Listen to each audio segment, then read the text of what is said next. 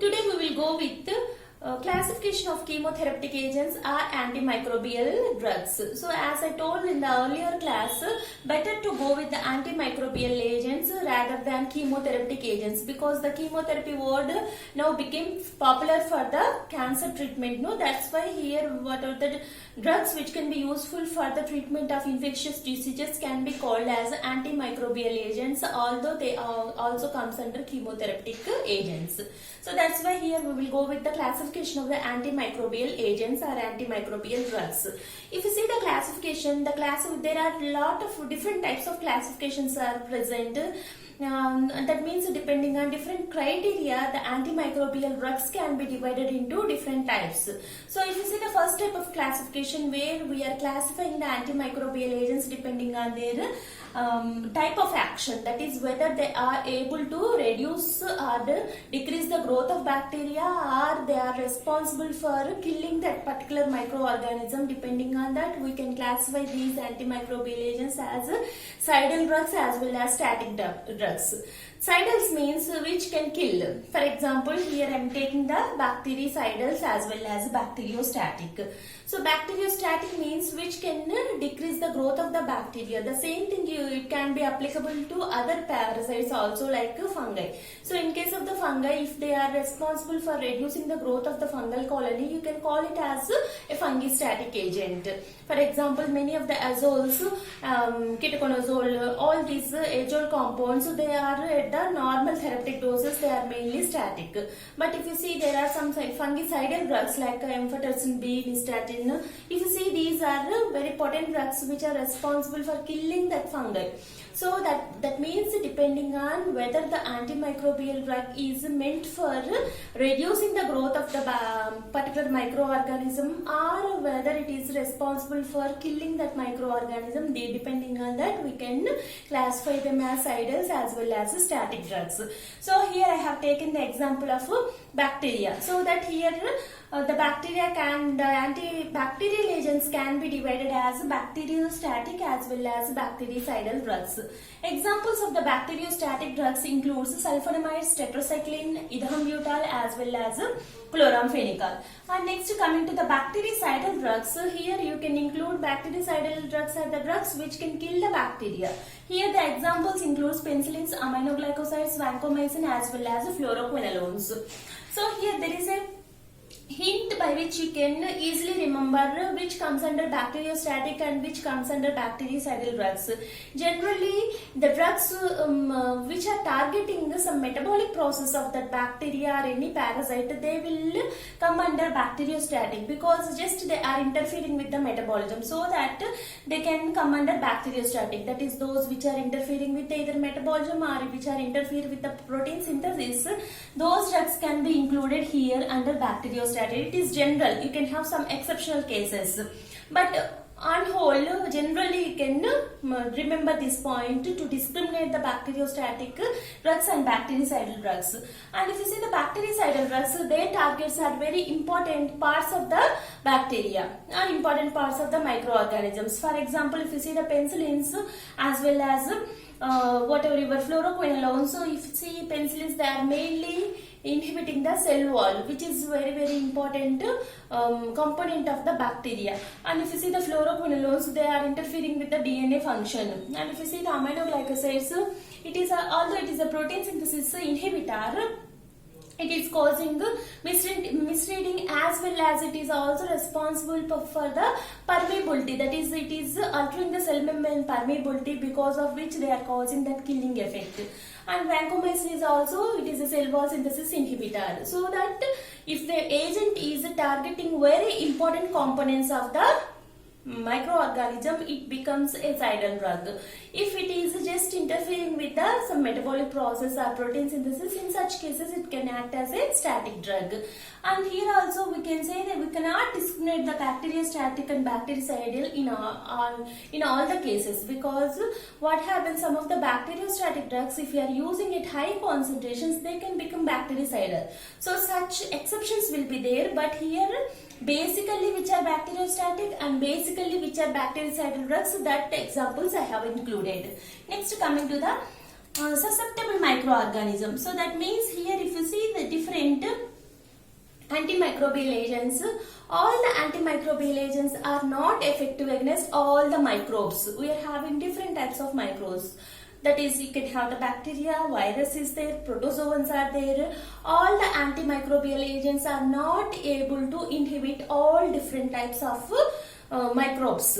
So that depending on their susceptibility, that is the which microorganism is inhibited by that particular antimicrobial agent, we can divide the antimicrobial drugs as antibacterials, antifungals, antiprotozoans, antivirals and anthelmintic drugs. So antibacterial drugs are the drugs which are inhibiting the bacteria. It can include both bactericidals as well as the bacteriostatic drugs, in which you can include penicillins, aminoglycosides, fluoroquinolones, and if you see the antifungal drugs which can inhibit the fungi. So there you can include griseofulvin, amphotericin B, ketoconazole. And next one is antiprotozoal drugs. So these are the drugs which are inhibiting various protozoan parasites. It can be Entamoeba histolytica, or it can be Giardia lamblia, or it can be malaria causing parasite, that is Plasmodium. Like that, we can, all those drugs are included under antiprotozoans. So here the examples included are metronidazole, which is a anti-amoebic drug which can be used in the amoebic dysentery, and if you see the chloroquine as well as the pyrimidine. Chloroquine and pyrimidine, both these drugs are anti-malarial agents, so that they can kill the Plasmodium parasites. Next one is antivirals. Antivirals are the drugs which can affect against viral infection, or which can inhibit the virus. Examples includes acyclovir, amantadine as well as zidovudine. Next one is anthelmintic drugs. So they can be called as anthelmintics or antihelminthics. So this particular class of the drugs are inhibiting different types of helminthic parasites, which includes nematode, trematode, cystose, like that. Examples are albendazole, which can be effective against pinworm infections, pyrantel, niclosamide, so which is effective against tapeworm infestations. So like this, we are having different anthelmintic drugs are there. Next classification is depending on the spectrum. So before going to the classification, you should know what is meant by spectrum. Spectrum is nothing but the range of microorganisms which are susceptible to a antimicrobial agent or antimicrobial drug. For example, if you see, although you are telling it is an antibacterial agent, one of the antibacterial agent cannot kill all types of bacteria. It can kill some, there are some of the antibacterial agents which can kill only gram-positive. And there are some AMAs, that is antimicrobial agents, which can kill only gram-negative. So that means they can kill only or they can inhibit the growth of only a limited number of parasites. So depending on that, so spectrum means the range of microorganisms which are susceptible to a antimicrobial agent. So that can be labeled as antimicrobial spectrum of that particular antimicrobial agent. So here broadly we can divide them as two classes, that is broad spectrum as well as narrow spectrum antimicrobials. If you see the broad spectrum, the examples includes tetracyclines as well as chloramphenicol. So if you see, for example, if you see the tetracyclines can inhibit the growth of not only gram-positive parasites, gram-negative parasites, but also some higher order bacteria like Mycoplasma. And they are effective against rickettsial parasites, they are effective against chlamydial parasites, and even they are effective against protozoans.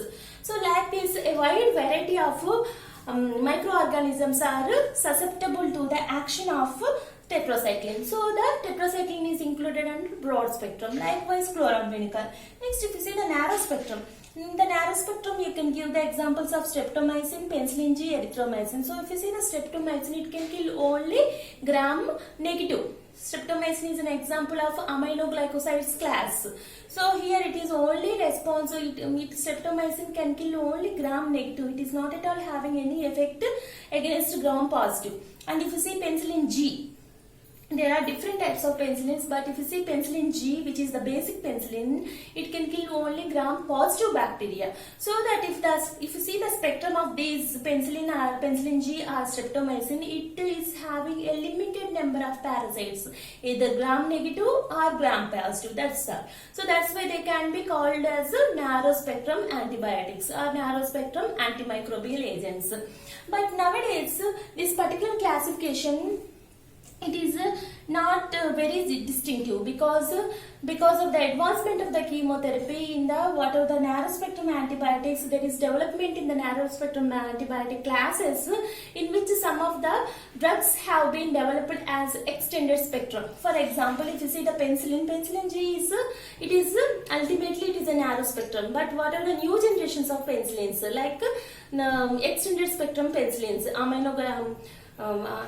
this amoxicillin as well as ampicillin. So these are the extended spectrum penicillins which are having some wider range of spectrum when compared to your penicillin G. Likewise, in case of streptomycin, so if you see the newer aminoglycosides like amikacin, they are having broader spectrum when compared to the previous aminoglycosides or whatever the basic penicillin G. And here if you see the third generation cephalosporins, so if you see the first generation and the second generation cephalosporins, they are having somewhat narrow spectrum. But if you come to the third generation, it is having the broader spectrum of activity. It can the third generation cephalosporins, they are effective against gram-positive as well as a gram-negative. So, but you can't tell as a broad spectrum. Somewhat the spectrum is somewhat extended beyond its basic drugs, so that they can be called as extended spectrum antimicrobial agents. So along with the broad spectrum and narrow spectrum, you can even include extended spectrum, in which you can give the examples amoxicillin, ampicillin under penicillins, and you can give the third generation cephalosporins.